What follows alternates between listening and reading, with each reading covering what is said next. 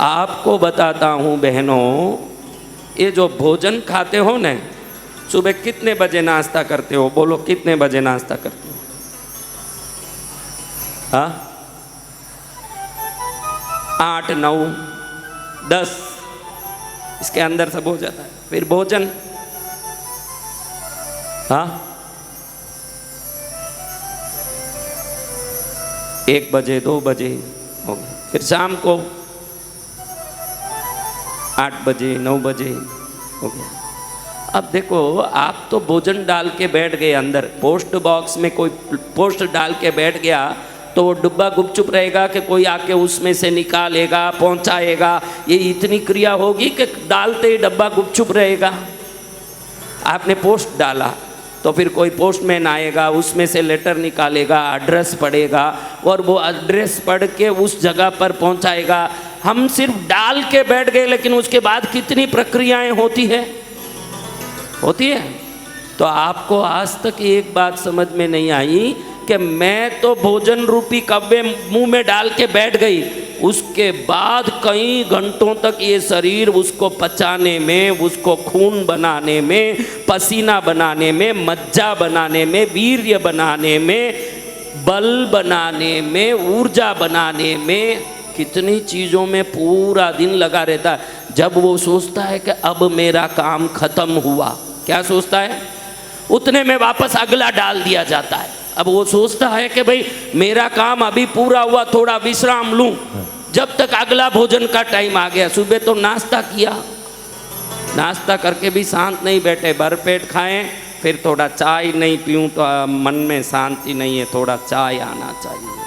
अब ये सब अंदर में डाल दिया और हम हमारे मज़े से घूम रहे हैं। क्या शरीर गुपचुप है? वो अपने तंत्रों को लगा देता है कि व्यवस्थित सब काम हो।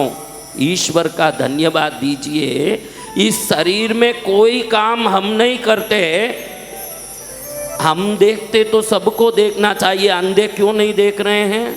हमारे से सुनाया जाता है तो सबको सुनना चाहिए, बहरे क्यों नहीं सुन रहे हैं? बोलो क्यों नहीं सुन रहे हैं? हाँ, पुण्य पाप ईश्वर की कृपा अनुसार ये अंग काम करते हैं। आपके प्रयास से काम करते, आप 10-10 आंख लगा के बैठ जाते अगर आपके हाथ में होता तो। ईश्वर के हाथ में होने से कोई अंधा है न कोई चक्षुवान है, वो ईश्वर के हाथ में है। अब समझो सुबह का पेट में डाला हुआ, थोड़ा आवाज़ बड़ा बेटा है, मेरा मॉनिटर का बड़ा, मेरा अपना बड़ा, उधर कुछ मत कर, बाकी लोगों में छेड़ ही मत तू, शांति रहे वहाँ।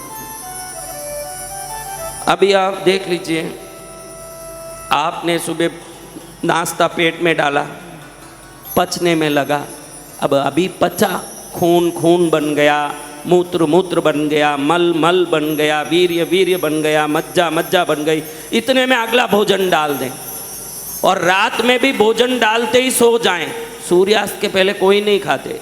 अगर सूर्यास्त के पहले खाते हो तो विज्ञान सम्मत धर्म की आप पूरे रूप से अनुसरण करते हो, क्योंकि ये जठराग्नि सूर्यास्त होते ही बंद हो जाता है। उसके बाद पेट में भोजन डालते हो, पूरी रात नींद में उसको पचाने के लिए शरीर को 1000 गुना धक्का मारना पड़ता है। तो अब पूरी जिंदगी ये पूरी शक्ति पचाने में ही लगी रहेगी तो और कोई काम कभी करेगी? आप बताओ। नहीं करते। आप और कोई काम करने कुछ समय दिए तो हमारे पूर्वाचार्य ऋषि महर्षियों ने कहा, जिस दिन तू व्रत करे उस दिन एक ही समय भोजन करे या निराहार रहें, उस समय वो शक्ति जो पचाने में लगी रहती है वो देखती है कि आज पचाने कुछ है ही नहीं। जैसे मैंने बोला ना, जिस दिन काम नहीं रहता घर में उस दिन आप लोग क्या करते हो? घर की सफाई में लगते हो कि नहीं? तो जो ऊर्जा पचाने में लगी रहती है पूरी जिंदगी, जिस दिन आप व्रत करते हो तो वो ऊर्जा उस दिन सुषुम्ना नाड़ी के द्वार को खोलने में, उस द्वार से प्रवेश करके प्राण वायु को मूलाधार चक्र से स्वादिष्ठान मणिपूरक अनाहत विशुद्धि आज्ञा चक्र में ले जाके सहस्रार तक पहुंचा के आपको दिव्य ज्ञान के रूप बनाने में उस दिन लगती है जब आप व्रत करते हो। कब होता है ये? जब आप थोड़ा अवकाश देते हो शरीर को तब होता है।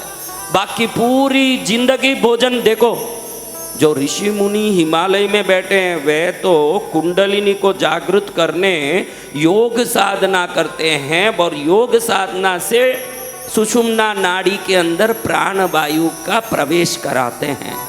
लेकिन क्या साधारण मनुष्य योग साधना करता है? तो हमारे शास्त्र ने देखा कि फिर इसका उद्धार कब होगा? जब तक आत्मा में सत्य ज्ञान प्रवेश नहीं करे, सत्य ज्ञान का अनुभूति नहीं हो, जब तक आपका कल्याण संभव है क्या?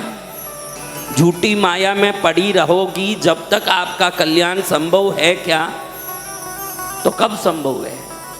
आप जो योग ध्यान नहीं कर सकते हो, हफ्ते में एक दिन व्रत भी करोगे तो योगियों को जो आत्मज्ञान मिलता है व्रत के कारण आपके भी सुषुम्ना नाड़ी के द्वार खोलने की संभावना रहती है। जय गुरुदेव। ये व्रत से संभव है। किससे संभव है? व्रत से।